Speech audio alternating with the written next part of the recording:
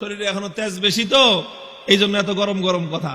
তোমার তেজ একটু কমায়া দেই বলে দিছে, জিন্দান খানায় নিয়ে বন্দি করো, খানা দানা বন্ধ, একটা দানা খাইতেও দিবা না আর এক ফোঁটা পানিও পান করতে দিবা না। ডাক্তারকে বলে রাখছে নারী পরীক্ষা করতে থাকবি, যখন দেখবি যে একেবারে শেষ মুহূর্ত, এখন খাবার দাবার না দিলে আর বাঁচবে না, ওই সময়ে নিয়ে খাবার দিবি। খাবারটা কি দিবি সেটাও ঠিক করে দিছে, বলছে যে মুসলমানদের ধর্মে যে জিনিস হারাম সেটা দিবি, শুয়োরের গোশত আর মদ মিশানো পানি। আল্লাহকে বললাম যে আল্লাহ তুমি পরীক্ষা করতেছো তোমার বান্দার, যে তোমার বান্দা তোমাকে, তোমার দ্বীনকে, তোমার রসুলকে, তোমার রসুলের আদর্শকে কতটা ভালোবাসে তুমি এটা পরীক্ষা করতেছো। আর এই পরীক্ষা করার জন্য জীবন দিছো মাত্র কয়টা? একটা মাত্র জীবন দিছো। আর ওই একটা জীবন দিয়ে আল্লাহ তোমাকে কিভাবে দেখাবো যে আমি তোমাকে আর তোমার দ্বীনকে কতটা ভালোবাসি। তুমি আমাকে 1000 জীবন দান করতাম, একটা একটা করে জীবন তোমার জন্য উৎসর্গ করে তোমার বান্দা আব্দুল্লাহ বিন হুযাফা দুনিয়ার সামনে প্রমাণ করে দিত ঈমানদারের কাছে ঈমানের দাম কত বেশি। উলামায়ে কেরাম, আহলে হক, হকের ঝান্ডাবাহীরা যদি হকের উপর অটল আর মজবুত থাকে, আল্লাহর পক্ষ থেকে সাহায্য আসে, প্রতিপক্ষ মাথা নত করতে বাধ্য হয়। সাহাবী যুগের ছোট্ট একটা ঘটনার উদ্ধৃতি দিই। হযরতে আব্দুল্লাহ ইবনে হুযাফা রাদিয়াল্লাহু তাআলা আনহু, আল্লাহর নবীর একজন সাহাবী, তিনি এক যুদ্ধে নেতৃত্ব দিচ্ছিলেন একটা ছোট বাহিনীর। ঘটনাচক্রে রোম সম্রাট সে ওই বাহিনীটাকে গ্রেফতার করে ফেলল। আল্লাহর নবীর সাহাবী আব্দুল্লাহ বিন হুযাফা রাদিয়াল্লাহু আনহু সহ প্রায় 50 জনের মুসলমানদের একটা কাফেলা বন্দী হয়ে গেল। এখন রোম সম্রাটের ইচ্ছা হলো মুসলমানের ঈমান পরীক্ষা করবে আর যে কোনো মূল্যে মুসলমানকে ইসলাম থেকে দূরে সরাবে। এই জন্য প্রথমে আব্দুল্লাহ বিন হুযাফাকে ডেকে নিয়ে অফার দিল, অফার, লোভ দেখাইলো, বলল তুমি ইসলাম গ্রহণ করো, বিশাল অপ্রতিরোধ্য বিশাল সাম্রাজ্য, পৃথিবীর সুপার পাওয়ার রোম সাম্রাজ্যে তোমাকে বিশাল বড় ক্ষমতাবান পদ দিয়ে দিব, মন্ত্রিত্ব দিয়ে দিব, আর আর তোমাকে আমার মেয়ে বিয়ে দিয়ে দিব। পরবর্তীতে তুমি রাজবংশের নিয়ম অনুযায়ী দেখা যাবে তুমি সম্রাটও হয়ে যেতে পারো, বিশাল এলাকার দায়িত্ব তোমাকে এখনই দিয়ে দিব, কিন্তু শর্ত হলো তোমাকে তোমার ধর্ম এবং আদর্শ ছাড়তে হবে। এই কথা যখন বলেছে, আব্দুল্লাহ ইবনে হুযাফা রাদিয়াল্লাহু আনহু রাগে ক্ষোভে অগ্নিশর্মা হয়ে, কোন কোন বর্ণনার মধ্যে এসেছে রোম সম্রাটের দরবারে দাঁড়িয়ে রোমান সম্রাটকে তিনি লক্ষ্য করে বলেছেন, ইয়া কালবার রোম, হে রোমের কুকুর। রোমের সম্রাট যখন তাকে ধর্ম ত্যাগের, ইসলাম ত্যাগের পরামর্শ দিয়েছে, তখন তিনি রোম সম্রাটের রাজ দরবারে দাঁড়িয়ে সম্রাট বলে নয়, রোমের কুকুর বলে সম্বোধন করে বলেছেন, মুসলমানের ঈমান এত কম দামি জিনিস না। সম্রাট মনে করলো শরীরে এখনো তেজ বেশি তো এই জন্য এত গরম গরম কথা, এত গরম গরম কথা, তোমার তেজ একটু কমায়া দেই বলে দিছে, জিন্দান খানায় নিয়ে বন্দি করো, খানা দানা বন্ধ, একটা দানা খাইতেও দিবা না আর এক ফোঁটা পানিও পান করতে দিবা না। ডাক্তারকে বলে রাখছে নারী পরীক্ষা করতে থাকবি, যখন দেখবি যে একেবারে শেষ মুহূর্ত, এখন খাবার দাবার না দিলে আর বাঁচবে না, ওই সময়ে নিয়ে খাবার দিবি। খাবারটা কি দিবি সেটাও ঠিক করে দিছে, বলছে যে মুসলমানদের ধর্মে যে জিনিস হারাম সেটা দিবি, শুয়োরের গোশত আর মদ মিশানো পানি। ঠিক তাই হয়েছে। আব্দুল্লাহ বিন হুযাফা সহ না খেতে খেতে যখন মরণাপন্ন প্রায়, তখন একেবারে জীবন বাঁচানোর জন্য তাদেরকে খাবার দেওয়া হয়েছে। খাবার কি? শুয়োরের গোশত আর মদ মিশানো পানি।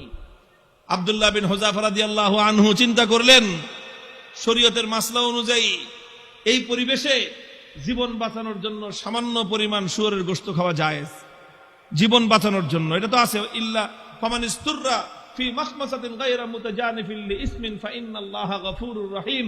একজন মানুষ যদি এমন হয়ে যায় যে কোনো হালাল খাদ্য নাই, হারাম খাদ্য ছাড়া হালাল কোনো খাদ্য নাই, এখন না খেলে জীবন বাঁচবে না, সেই সময়ে জীবন বাঁচানোর জন্য সামান্য পরিমাণ হারাম খাদ্য গ্রহণ করা কি, এটা হলো মাসলা। কিন্তু উনি চিন্তা করলেন এখন তো শুধু হালাল হারামের প্রশ্ন না, এখন প্রশ্ন হলো মুসলমানের ঈমানের আত্মমর্যাদা বোধের প্রশ্ন। আজকে যদি আমি হারাম খাবার খাই তাহলে রোম সম্রাট বলবে দেখছি মুসলমানের ইমানের শক্তি কতদূর।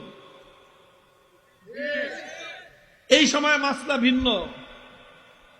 এরকম পরিস্থিতি যদি কারো হয় তাহলে মাসলা ভিন্ন। খাবার খাওয়া হালাল জীবন বাঁচানোর জন্য, এটা যেরকম মাসলা, আর কেউ যদি হারাম খাবার না খেয়ে মৃত্যুকে আলিঙ্গন করে নেয় তাহলে সেই মৃত্যু হলো আফজালুস শাহাদা, সর্বশ্রেষ্ঠ শহীদি মরণ। আব্দুল্লাহ বিন হুযাফা চিন্তা করলেন এখন মাসলা দুইটা আছে, একটা হলো ফাঁক ফকরের রাস্তা, আমি এখন হারাম খেয়ে জীবন বাঁচাতে পারি, আর একটা মাসলা কি, আমি যদি আমার জীবনকে উৎসর্গ করে দেই আমার একজনের জীবন যাবে কিন্তু কিয়ামত পর্যন্তের জন্য রোম সম্রাটের দরবারে ইসলামের ঝান্ডা সমুন্নত হয়ে যাবে। সম্রাট বলবে যে মুসলমানের ইমান বাপরে বাপ, জীবন যেতে পারে কিন্তু মুসলমান ইসলামের গৌরব ভুলুণ্ঠিত হতে দেয় না। তিনি খান নাই, লাথি মারছেন একটা, এক লাথিতে সমস্ত শুয়োরের গোশত আর মদের পাত্রগুলো ভেঙ্গে চূর্ণ বিচূর্ণ হয়ে গেছে। এখন সম্রাট ডাক্তার রেখে, কিরে তুই না কইলি জীবন বলে বাঁচবে না, তেজ দিকে এখন অত। ডাক্তার কয় আমাদের ডাক্তারি মতে তো এত তেজ থাকার কথা না, এটা তো ডাক্তারি মতের তেজ না, এটা তো ইমানি তেজ। এই তেজ এটা শরীরের তেজ না, এটা রুহের তেজ। এটা শরীরের শক্তি নয়, এটা আত্মার শক্তি। যে ইমানদার আল্লাহর ইমান, আল্লাহর উপর আস্থা এবং ভরসাকে দুনিয়াদারদের সামনে মাথা উঁচু করে দাঁড় করাবার চেষ্টা করে, আল্লাহ পাক তার আত্মার মধ্যে অফুরন্ত শক্তি দান করেন। আব্দুল্লাহ বিন হুযাফা যখন এটা করলেন, এবার রোম সম্রাট বলে যে দুইবার খেললাম, দোনো খেলায় হারছি। দুইবার হলো না, প্রথমবার লোভ দিছে, জিতছে না হারছে। দ্বিতীয়বার খাওয়ান দাওয়ান বন্ধ করে টাইট দিছে, জিতছে না হারছে। এবার ফাইনাল খেলা, খেলা হবে। কি খেলা? ফাইনাল খেলা হবে। কার সাথে?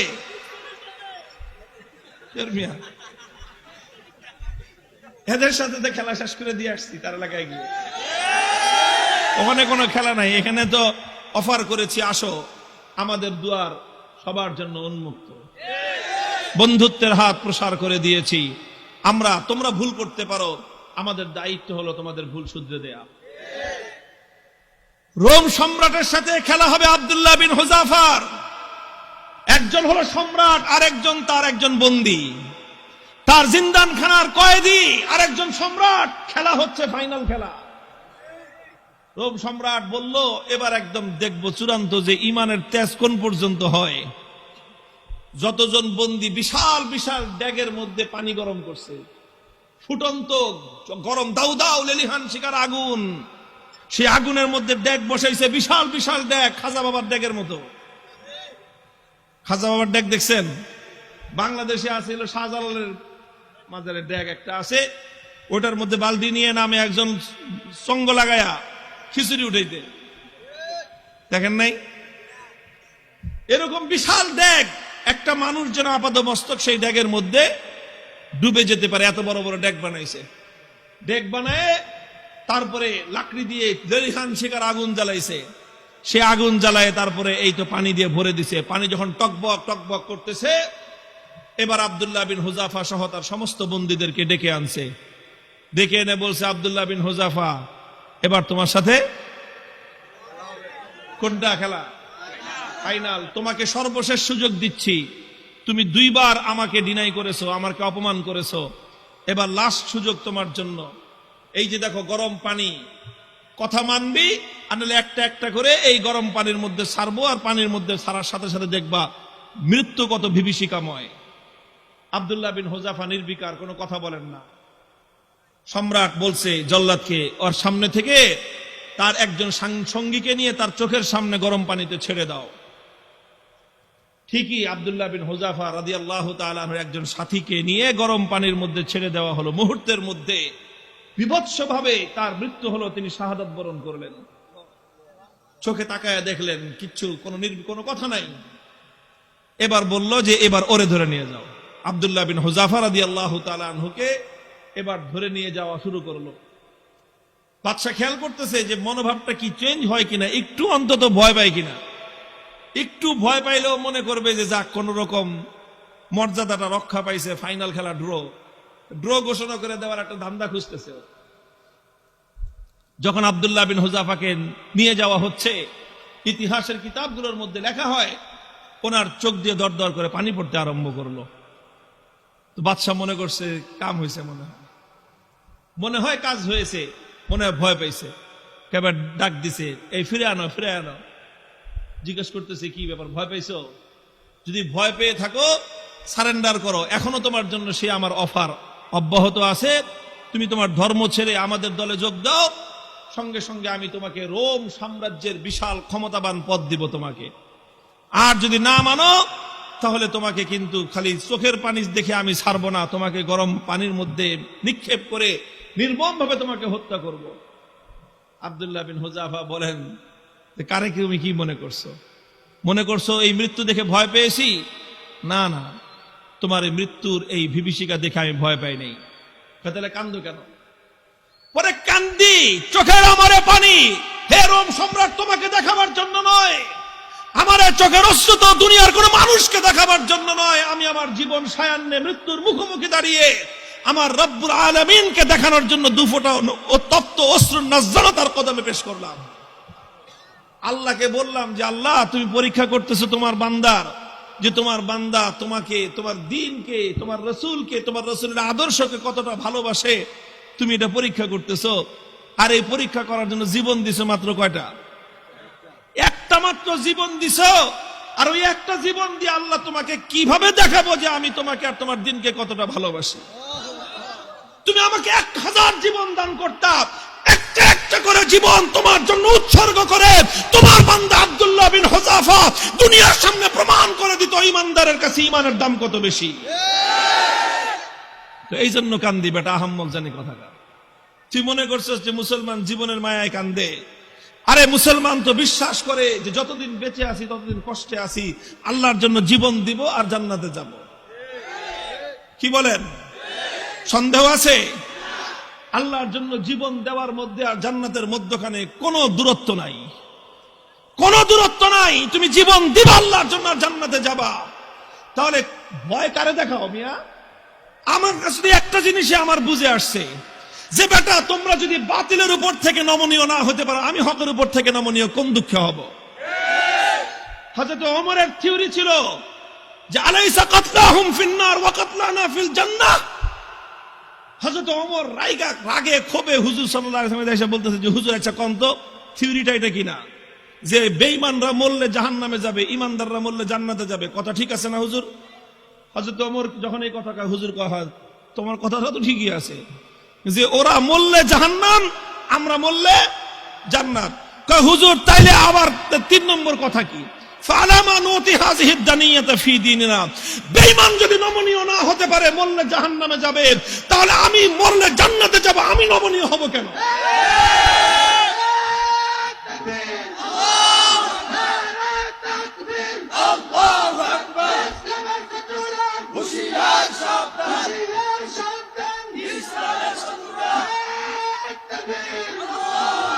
আরে বেঈমানরা যদি বাতিলের পথ ছাড়তে না পারে, ঈমানদাররা হকের পথ ছাড়বে কেন? কথার মধ্যে কোনো ভেজাল আছে? হিসাব কিতাব তো ক্লিয়ার, কথা তো পরিষ্কার এখানেই, যে এখানে নমনীয় তো তোমাকে হতে হবে, আমি কেন নমনীয় হব? যেখানে তুমি বাতিলের উপর, আমি হকের উপর, তুমি বদ্দীনের উপর, আমি দ্বীনের উপর, তুমি কোরআনের বিপক্ষে, আমি যখন কোরআনের পক্ষে, নমনীয় তোমাকেই হতে হবে, আমার নমনীয় হওয়ার কোনো স্কোপ নাই। হযরত আব্দুল্লাহ বিন হুযাফা রাদিয়াল্লাহু তাআলা আনহু যখন এই কথা বললেন, সে আরে বেটা জীবন তো একটা আছে দেখে একটা দিতেছি, জীবনে 1000টা থাকলে 1000টা দিয়ে প্রমাণ করতাম যে ইসলাম এবং ঈমানের দাম কত।